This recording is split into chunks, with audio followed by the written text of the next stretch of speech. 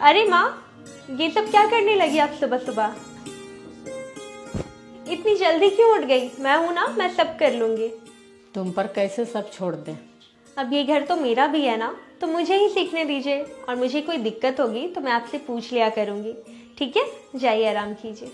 बेटा थोड़ा आराम कर लो। घर में तो 8 बजे उठती थी, इतने जल्दी क्यों उठ गई? 8 बजे उठती थी जब कोई जिम्मेदारी नहीं थी, वो वहाँ का नियम था। यहाँ 6 बजे उठती हूँ, यहाँ का नियम कर रही हूँ। इसमें क्या है? आप जाइए, रेस्ट कीजिए, मैं सब कर लूंगी।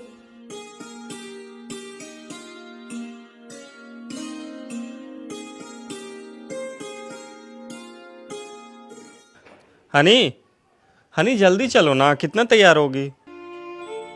अरे ये क्या, तुम अब तक तैयार नहीं हुई? पार्टी में काफी लेट हो रहे हैं हम लोग।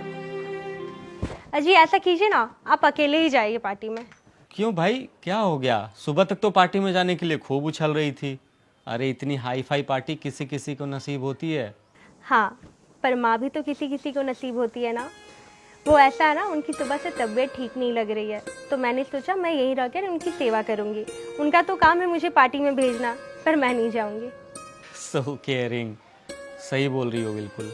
काश ऐसी बहू हर सास को मिले। बिल्कुल नहीं, काश ऐसी सास हर बहू को मिले।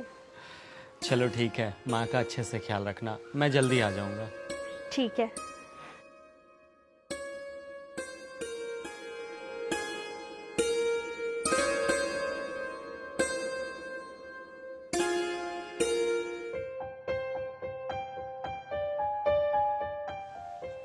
क्यों हनी, क्या हुआ? माँ से डांट पड़ी या फिर पापा से? दोनों से। ओह, वैसे अच्छा है, कभी कभी होना भी चाहिए। लेकिन अब तो तुम उनसे बात भी नहीं करोगे? क्यों नहीं करूंगी? हाँ, मेरे माँ पापा मुझे नहीं डांटते थे क्या?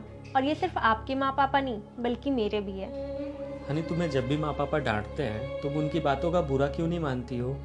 कभी भी मेरा कान नहीं भरती हो, कभी भी उनकी बुराई नहीं करती हो, कुछ उल्टा पुल्टा नहीं कहती हो उनके बारे में। क्या तुम्हें कोई माँ पापा से शिकायत नहीं होती है कभी, जैसा कि अक्सर तुमसे होता है उन्हें?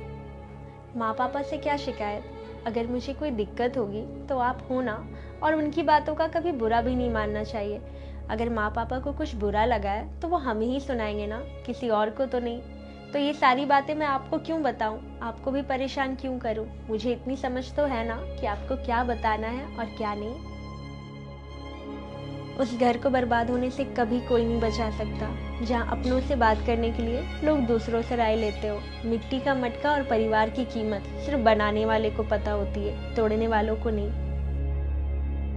परिवार में चल रही अनबन को हमेशा राज ही रखना चाहिए, क्योंकि ऐसी खबरों को लोग बड़ी ही दिलचस्पी से सुनते भी है और फैलाते भी है, भले ही उनके खुद के घर में महाभारत चल रहा हो।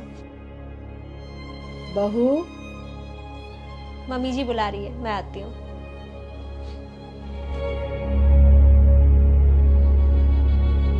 एक अच्छी बहू बनिए। अगर आप अपने सास ससुर को माँ बाप समझेंगे, तभी तो वो आपको अपनी बेटी समझेंगे। और परिवार को हमेशा जोड़े रखने की कोशिश कीजिए, तोड़ने का नहीं।